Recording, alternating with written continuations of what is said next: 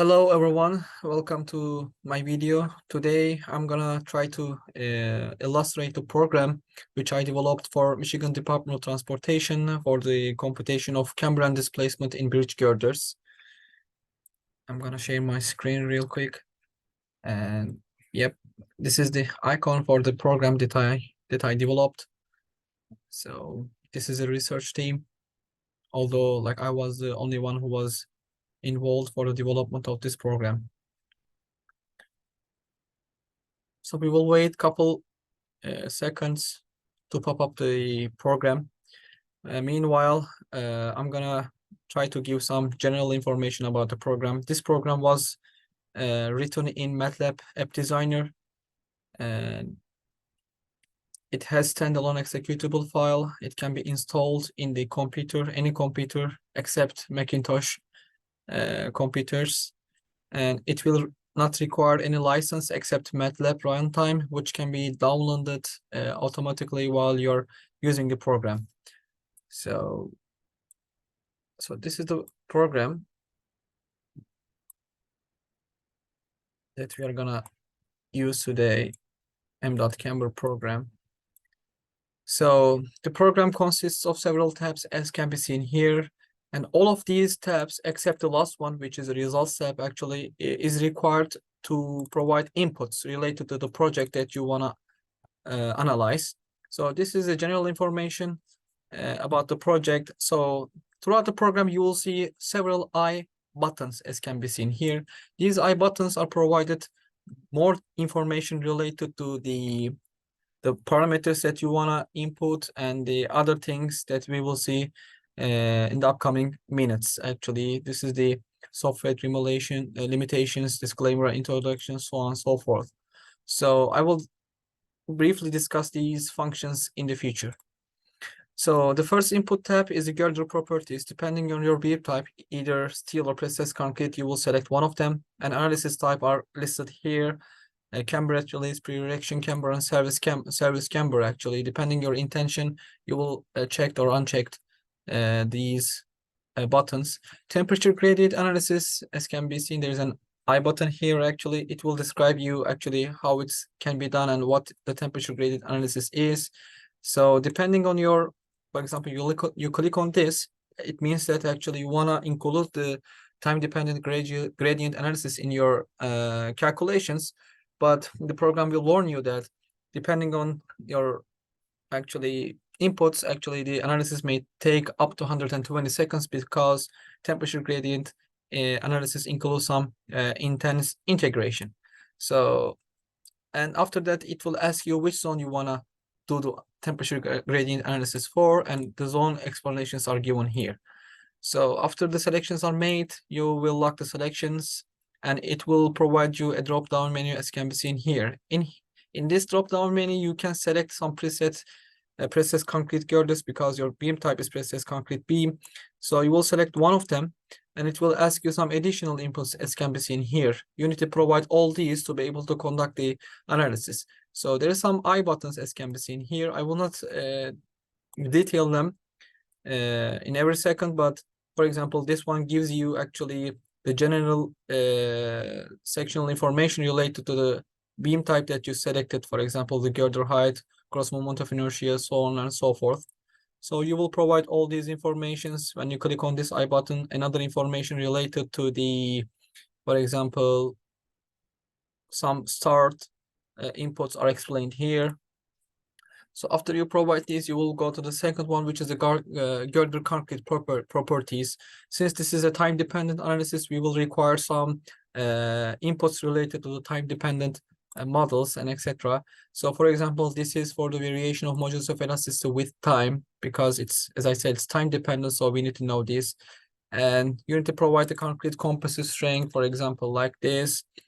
Overstrength factors, I explained what overstrength factors are in this I buttons. You'll select like no overstrength defined by yourself or some other factors over here. But briefly, overstrength factors is a factors which is intended to capture the actual material properties rather than specified ones. Generally, for example, you specify 5 KSI or so, like 30 MPa C30 concrete, but generally it's the strength of the concrete is more than 30 MPa or 5 KSI. So, but this affects your serviceability, the camber and deflection calculation. So we want to calculate the camber exactly how it will be. So depending on this, you provide the overstrength factors at release, which the prestressing stress are released, and at 28 days. So modulus of elasticity calculations, you can let the program calculate it based on the code actually, and every formulation for each code described in this drop down menu is provided here. So, or you can provide your own modulus of elasticity values as can be seen here. So leave it like ASH$FD 2022. And throughout the program, actually, we always say recommended. This is actually based on the evaluation that we have made for the camber and deflection calculations done for the MDOT girders. So, and required parameters for the modulus of elasticity. So depending on your selection, actually some additional parameters are required. For example, the unit weight of concrete, aggregate factor. The back calculate parameters are actually is a bit detailed topic. I will not give a detailed explanation about it, but as detailed explanation can be found in my thesis or MDOT evaluation of camber and deflection for bridge girders report. And this is related for the variation of modulus of elasticity with time function. So after this tab is provided, input related to girder concrete properties are provided, we will go for the deck properties. Since we selected the service camber, service means actually the bridge is under service, so the deck is on top of the girders, which acts compositely. So this part is actually for the slab street elevations, and this part is related to time-dependent calculations for the deck concrete and the composite system. So there is a radio button over here. Has the deck been replaced? It asks you has the deck been replaced or not. So this program captures the nuances related to deck replacement activity, which is uncommon in most of the programs that you consider. So depending on your deck replacement activity, so the program may ask you the inputs for the second deck, which will be replaced after certain years, actually, which is very common for the Michigan because of the deterioration that may take in the deck. So we will provide some inputs related to the deck, like unit weight of overlay thickness, haunch thickness, plain concrete, aggregate factor, and etc. There are some stars as can be seen here, and these can be found under I button here, actually. You see here. So after deck properties are provided, so the next tab will be the prestressing steel properties. So depending your prestressing layout, actually, if there's harped strength, you will click on this, another table input will be provided here. So these are the general information related to the prestressing strength, such as a modulus of elasticity, strength diameter, ultimate tensile strength, jacking stress, yield stress, and strength type, and etc. Strength types are either load relaxation or stress relieved. Depending on this, actually, your relaxation loss will be calculated accordingly. So this is, for example, your strength layout, actually. So for example, you will select for some strengths you have fully bonded straight strands. For some strengths you have straight but debonded straight strands, and etc. How many strands in that layer group, and the distance from the bottom of the girder, and debonded legs if it's applicable. Like for the debonded case, it's like 20 feet or so, but for the fully bonded one, it must be 0, otherwise the program will give error. So since we selected there is harp strength, actually we need to provide information related to the harp strength group 2. So how many strands in this group? Let's say 2. Distance from the bottom of the girder at mid-span and at the end. Since it's harped, we need to know what of these inputs, and harping point, like where do you harp those strands? These are also required inputs. So for the creep and shrinkage model, which is the key selection for the computation of camber and displacement, there are several models that we have investigated. Among our investigations, we noted that the ASHTO LRFD body provision works best. And these are the tensile creep magnification and flexural creep magnification factors. These are actually is recommended to enter one, and again, this is something a bit involved to explain, but you can find detailed explanation about these factors. So if you're, for example, selecting the Bazant-Baweja B3 model, so you need to provide some other information, some other information like this. These are the default ones, but you can change them too. So after the creep and shrinkage model is selected, at the time, environmental and measured camber properties needs to be provided. So in this program, while computing the camber and displacement, we are using the sectional approach. So and we integrate based on the moment area theorem using numerical integration techniques. So depending on your intention, again, like depending on your intention, so you will select the number of sections to be investigated. Default is 51, but you can do like 101 or something else, or even 3 actually, like it depends on you. This affects your accuracy, but we decided that like 51 is a good number for the accuracy and also the speed, which matters too. So time and environmental properties actually. So we will provide, like everything is time dependent. So we need to know the time dependent, the time and schedule of the girder, like what's the relative humidity, age of the girder when processing strands are released, age of the girder at deck placement, age of the girder when barrier load is applied on the first superstructure, age of the girder when overlay load is applied on the first superstructure. There is a first, the word first here.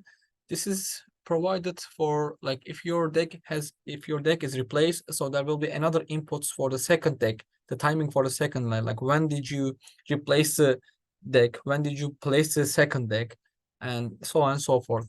So time being considered final T5 and curing days information related and other related timing informations. So time metric generation. So yes, for example, let's say that we have at first day we release the processing strands, and at 28 days we erect the girder. So between these 2 days there are 28 days, right? So instead of doing like day by day analysis, so to speed up the process, actually we have some time matrix generation. So we proposed one, which is explained in my thesis or in the papers or in the MDOT report for this project, that the logarithmic schedule scheme for this time matrix generation is best to capture the time dependent effects as well as the speed. So of course it's better to have like day by day analysis, but if you do the analysis for every day, it slows you down for the computation. So Gilbert et al. Is another option which is given in the literature. So depending on this, how many time space you specify accordingly. So measure camber properties. Sometimes we realize that MDOT knows the camber rate release exactly, but they don't know what I mean by exactly. Actually, they measure it, so they know what the camber rate release value is. So they ask us to improve our predictions for the pre-erection camber if they know the camber rate release values, or so on and so forth. So we provided this option here. So if you have any measured camber value, you will check this. And for example, you know the camber rate release, and you have like, depending on your sign convention, let's say you have 3 inches minus 3 inches upward this deflection, which is camber actually in your girder. So depending on this input, actually, the future predictions for the camber and displacement will be adjusted accordingly. We will leave it unchecked because it's not necessary right now. And after you provided the inputs, actually, you will click on the calculate one. So since we didn't provide all inputs, actually, program will give error. For example, this is invalid input for gamma.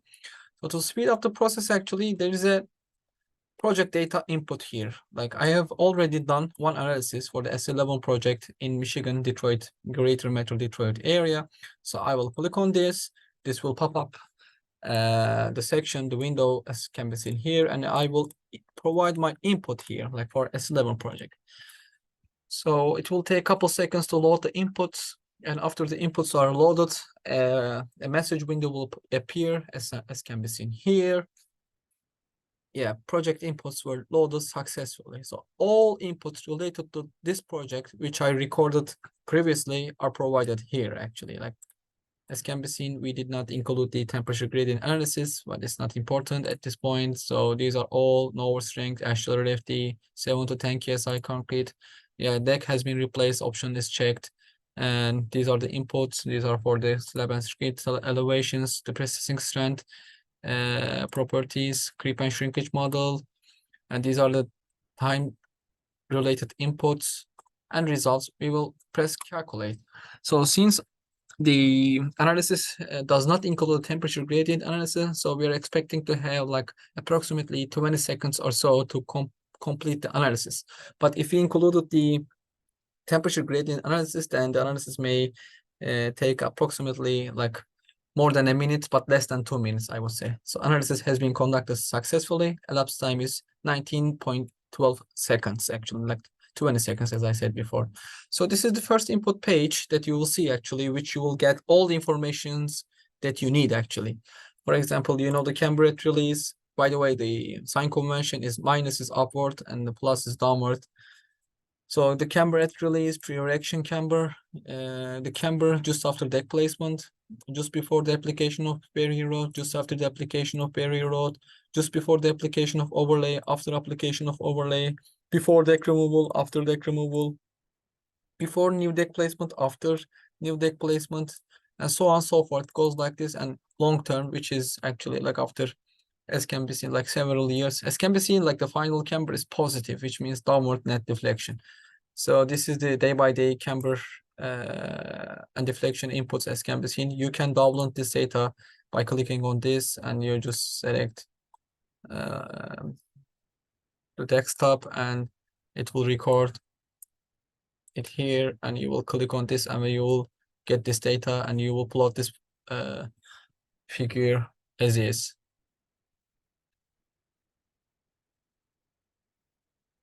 This can be, yeah. All camber and displacement functions throughout the girdle life is presented here. So, and for example, you wonder like, what's my camber value like at 55 days? You will write 55 here, and you will get camber, and your camber value at 55 days is minus 1.51. So what's my camber value at 28 days, for example? It's minus 6.47, and so on and so forth.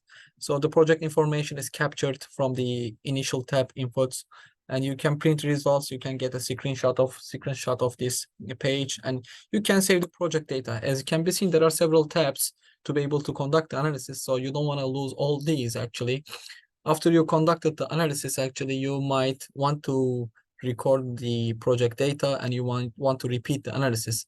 So that's how you do it. So you will save the project data, you will select desktop, and a MET file, analysis inputs were saved successfully, a MET file which is ready to use for the next analysis.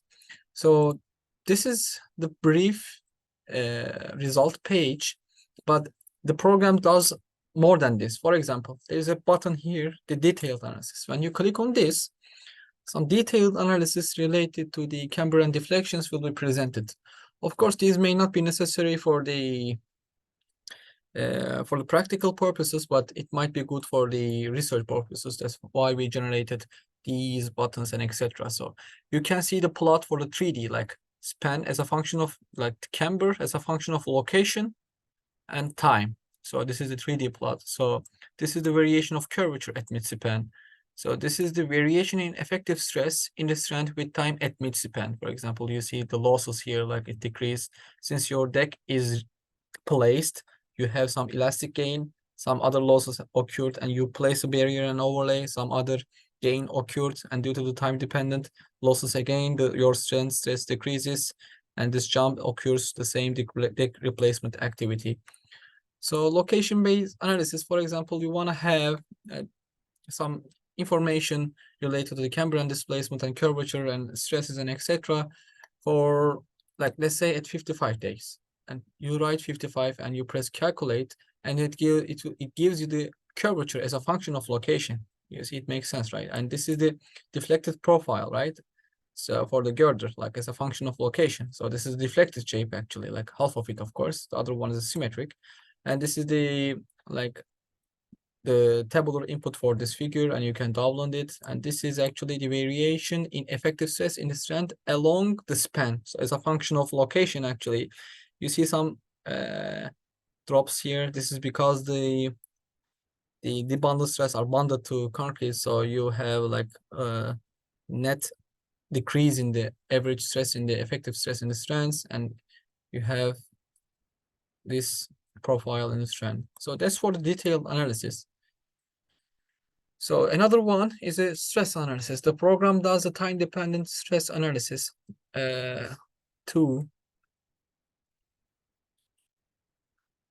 for both the girder and deck. So there will be, as far as I remember, there will be 3 tabs for this module. And the first one is stress analysis for girder, second one stress analysis for deck, and the third one is a location-based analysis. So in these 3D plots, you can see the stress variation in the girder at the top fiber, this one, and the bottom fiber as a function of time and location. So you can see the stress variation for the entire life of the girder. And these plateaus are actually the allowable compressive and tensile stress limits based on HRFT, and these are all explained here. Like what are the limits, how it's calculated, and etc. So this is the top fiber, this is the bottom fiber, and this is the variation in stress at top and bottom fibers at midspan. This is nothing but a section cut at the midspan. So you see that, for example, the bottom fiber stress decreases, the top fiber stress increases, and you have like deck placement and barrier placement activity. So depending on this, you have elastic change in the stresses and etc. By the way, everything is linear elastic in this analysis. Nothing is beyond the elastic range. So the stress analysis for deck, similar thing actually, like these are the limits and these are the stress variation in the deck as a function of time and location. So you can, for example, follow up if the deck exceeds the cracking tensile strength actually you see the first deck and second deck actually, like the first one, because you have deck replacement activity, so you might have different inputs, so the outcomes are provided accordingly. So this is the variation in the stress at the top and bottom fibers at midspan for the deck as a function of time, as can be seen here. So for this case, for example, at the both top and bottom fiber, actually we are okay. Nothing exceed, like we have some tensile stresses, yes, but it doesn't exceed the tensile strength of the deck. So location-based analysis, same thing. You wanna see the analysis results at 55 days, approximately like a month after the deck is placed. So you see the stresses in the girder is a function of location at 55 days. So these are the stresses in the deck as a function of location at 55 days. So we have like compressive stress in the deck, because like when you included the barrier and overlay loads actually, which will create compressive stresses in the deck. Otherwise, you will have like, if you don't include those two components, actually you will have net tension in the deck.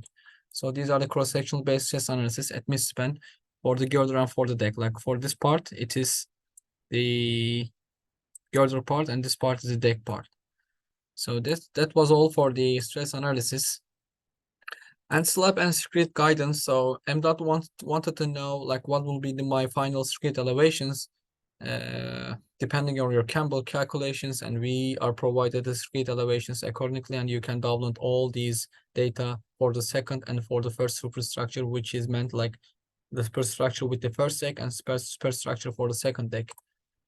And that was all for the program. Thanks for watching this video. I hope it will be beneficial for the engineers to be able to calculate the camber and displacement for the breech girders, both prestressed concrete and steel. You might find the download links for this program in the description below. If you have any questions, please reach me out via my email address, which is Furkan. All of them are small letters, Furkan@wayne.edu. I will provide my email address in the description too. Thank you.